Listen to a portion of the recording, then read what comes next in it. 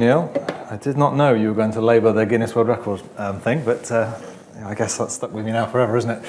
Okay, good afternoon, everybody. Thank you for the introduction. As always, it's always a pleasure to speak at these events. As was said already, my name's Sam Clarke. I'm a Chief Vehicle Officer at GRIDSERVE.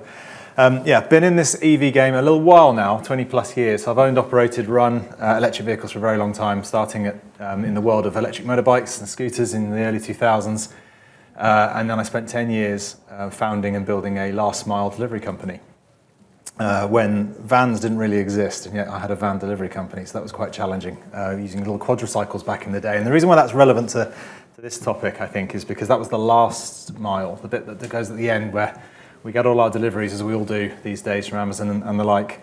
And really, part of my job at GRIDSERVE is to now start looking at the first mile. So where do our parcels come from? Where is things being moved in the bigger, harder vehicles to decarbonise? And that's a challenge that I'm currently undertaking within the business.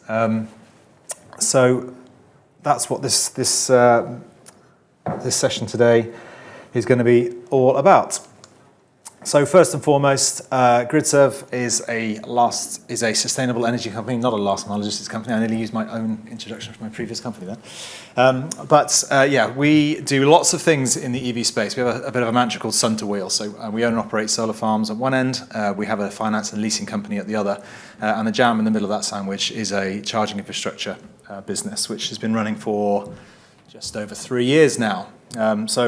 Just over 3 years ago, we built our first electric forecourt, which is the image in the top right corner. And then subsequently, since then, we've now installed 2 more, both in Norwich and most recently, at the beginning of this year, at the first ever electric forecourt to go into an international airport at Gatwick. In addition to that, we acquired an electric highway from Ecotricity a few years ago, which gave us a network coverage across the entirety of the UK, mainly for the passenger traffic world. There was a point earlier, I think it was Angela said it, that you can't have charging everywhere. You absolutely can, and hopefully the map on the bottom demonstrates that's just one company putting it everywhere, let alone all of the other charge point operators in the UK. So you absolutely can have the charging where it needs to be. So we've come a long way.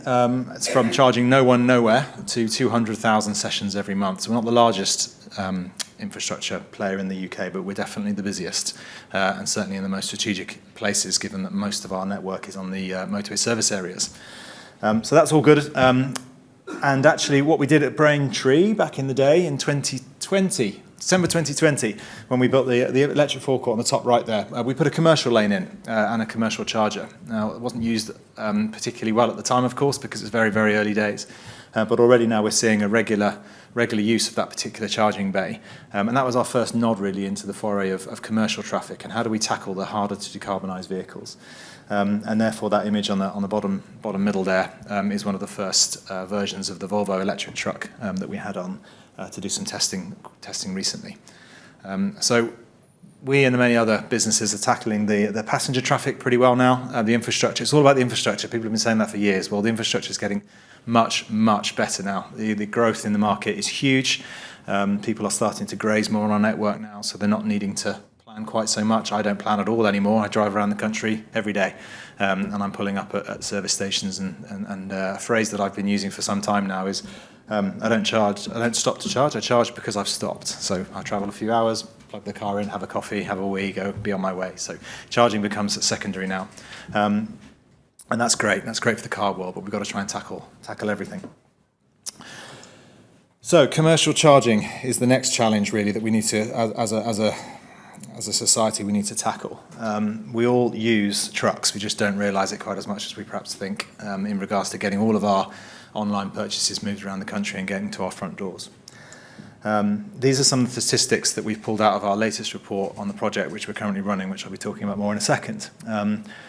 But the UK's transport accounts for 26% of the UK's domestic greenhouse gases, but EHGVs is only 6%, so it's not a particularly large proportion. However, they contribute 19% of transport emissions. So it's a hugely highly emitting area of our transport infrastructure that we need to deal with.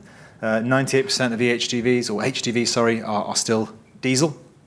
And they have got better, of course. Infrastructure has got better, motors and engines have got better, and they've got more efficient. And yet, despite all of those increases in efficiencies in internal combustion engines, due to the vehicle mileage and load increases over the last 30-odd years, emissions has only reduced by just 1%. So very evidently, diesel is not the way forward, and we need to find a different alternative. And of course, with the ban of new vehicles, the ban on diesel and petrol vehicles, both cars and indeed the more rigid and larger vehicles coming into effect over the next 10 years, we need to solve this problem as well as the car world. Here are some illustrations and examples of where we've seen on our network things that don't fit. So those 6 images are, I'm pleased to say, 6 vehicles all successfully charging at GRIDSERVE locations around the country. But what is very evident to everyone that's looking at it is they don't fit. They're not supposed to be there really, and that's not an ideal solution for this sort of technology. So hopefully that's an illustrative indication of the need for a solution. We do see across Europe some solutions coming to the fore now in terms of this space. These are 3 examples that we've pulled from the World Wide Web, and we like a lot of these for a lot of good reasons. It's great to see infrastructure that can support the bigger trucks, but there are challenges. The top left one will get smashed to pieces because it's not well protected enough. The one on the top right is great, but the Volvo truck can only charge on the right-hand side, so it's got 3 bays, but it can only ever use the one in the middle. And the bottom one doesn't have a trailer with it because that will block it. I don't really think that's a HGV charging location from Fastnet anyway. And if it had a double-deck trailer on, it would smash the roof off. So there's lots of reasons why there's different ways in which people are tackling the same problem. And we're trying to learn as we go, certainly in the UK, and learn from these. That's not to say these aren't good solutions. It's just that there's different ways of tackling it, and we need to try and find a solution for that. So, what have we done? What are we doing to do that? About 2.5 years ago, I got a message from a bloke called Bob. Bob works just down the road from here, actually. He's the Deputy Director for Transport, Department for Transport. And he said there was a little bit of opportunity coming in terms of funding to try and support this particular work stream, which then manifested itself into an Innovate UK project. If anyone doesn't know what Innovate UK is, it's a government-funded body that helps incubate and catalyse innovation in the UK. So we put a bid in for this competition and was successful in winning quite a large amount of money. So it's a 100 million plus project to try and deliver EHTV charging in the UK. 62.7 million of it, as it says there, is funded. That's the second largest fund ever issued to a private enterprise in the UK from Innovate UK. So it's not a small amount of money, even by Innovate UK standards. And we hope to place 140 trucks across the UK, 220 chargers, and public and private sites. We recognise a lot of these people need chargers at their depots, so we've got to tackle that as well as on the wider public network. The question earlier, by the way, you asked the question about renewable energy. I meant to mention all of our energy is 100% green, by the way. It's just one CPO and it's only the UK, but just wanted to get that in there because I remembered your question. And yeah, Tom, the next thing is, if you'll indulge me, we've just got a little video just to show what it is we're up to in this particular space. So Tom, roll VT. I've always wanted to say that.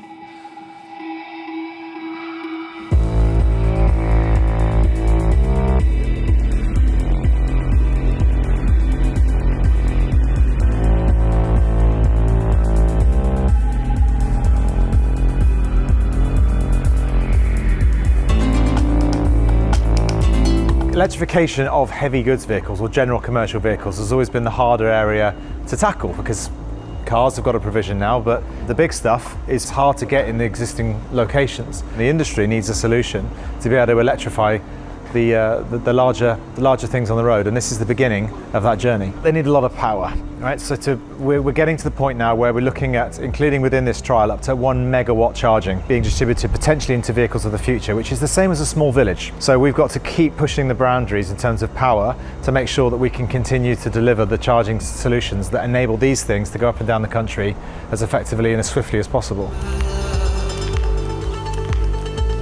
We're running out of time to address the climate crisis, and if we're going to have an impact, a meaningful impact, then we need solutions which are commercially viable. And there's many people for many years have said it's not possible, electric won't work. Well, we're very excited because we're about to demonstrate that it does work, and it works at scale. What we're focusing on is how we can deliver really high power charging so that when a vehicle stops for 45 minutes, you can fill it up with enough energy until it needs to go to its next destination. That means you're not having to have a bigger battery than you need.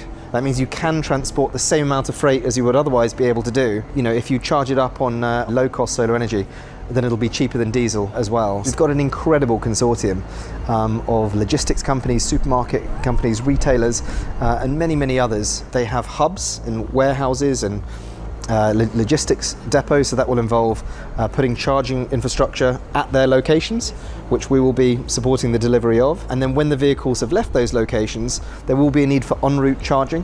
And so we'll also be building hubs specific for charging heavy goods vehicles along the motorway network as well. As with everything we've done at GRIDSERVE, really, it's a learning curve, and we're learning by doing. So we've got to understand the physical constraints as well as the technical constraints. I got here earlier and saw a couple of electric vans charging, and it was only a couple of years ago we were taking pictures of those going, hey look, there's a van turned up. Now it's just normal, whereas this isn't normal. So what we want to do is hopefully I can see that journey again, where we're putting the harder to reach vehicles on the road and more people can make use of that.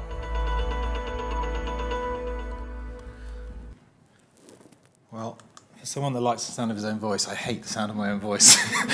It's terrible listening to yourself on screen.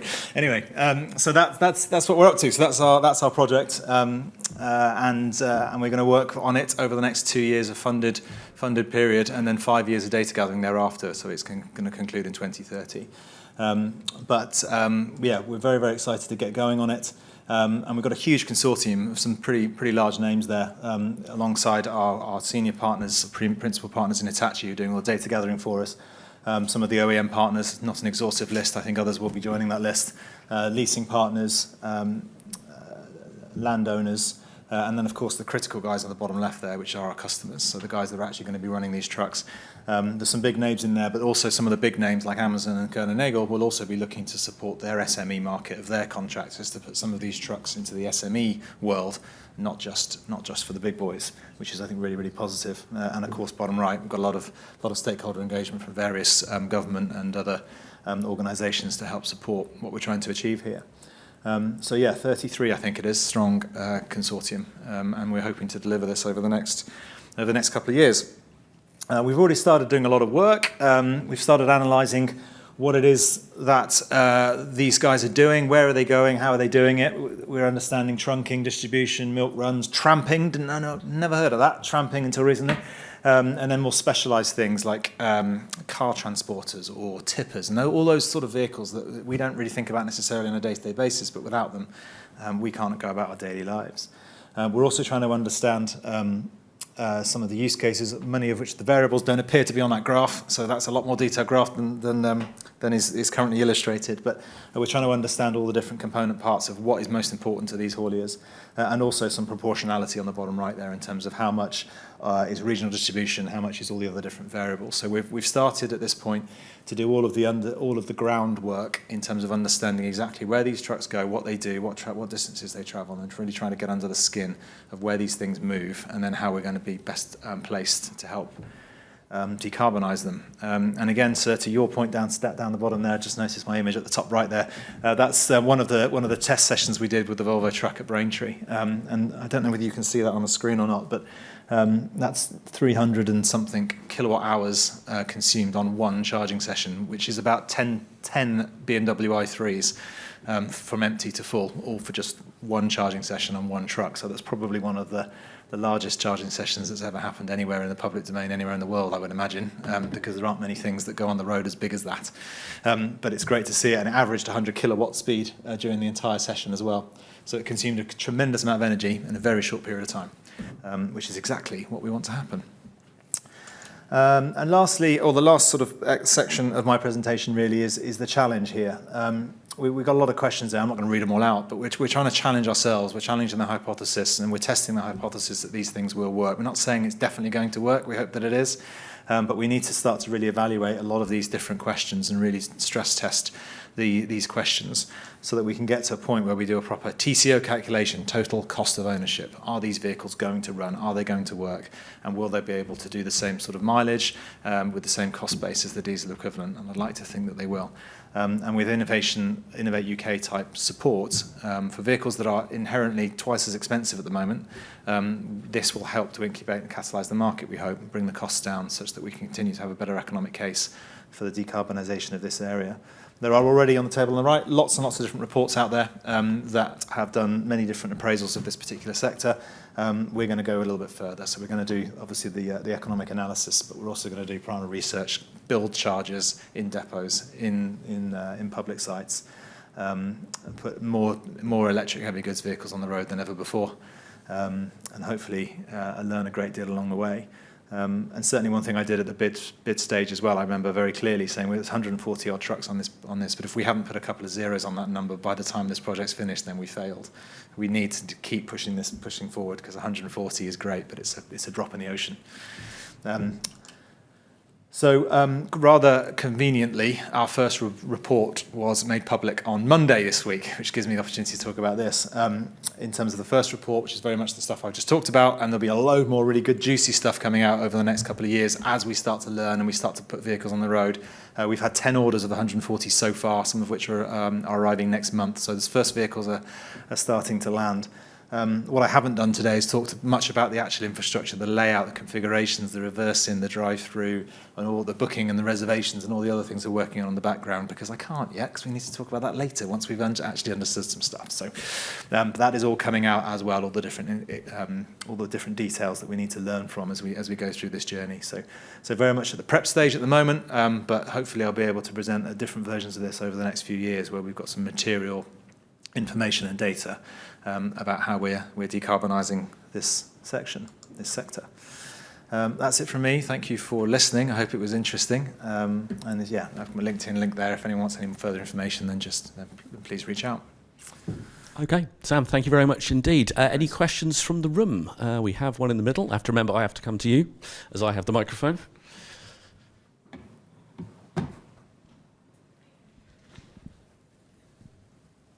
Hi, Sam. Hi. The question is, I saw recently some of the electric commercial shipping solutions. So down the Yangtze, they have effectively a battery in a box that goes on the back of the trucks, and they move that in and out of the ships. So that battery exchange piece, to what extent is that being discussed in the consortium or in this industry as part of the solution? A sort of battery swapping type concept, you mean? Yeah, I mean, that's a question that's been asked to me many, many times over the years in the car world as well. And my opinion, for what it's worth, is that's not really going to be a solution that's going to work. I think one of the challenges, firstly, is universality. If you're going to have some sort of battery swapping system, every OEM is going to have to play to the same tune, which is incredibly difficult. The vehicle technology, or the battery density and technology, is improving such that I think we'll go past that need.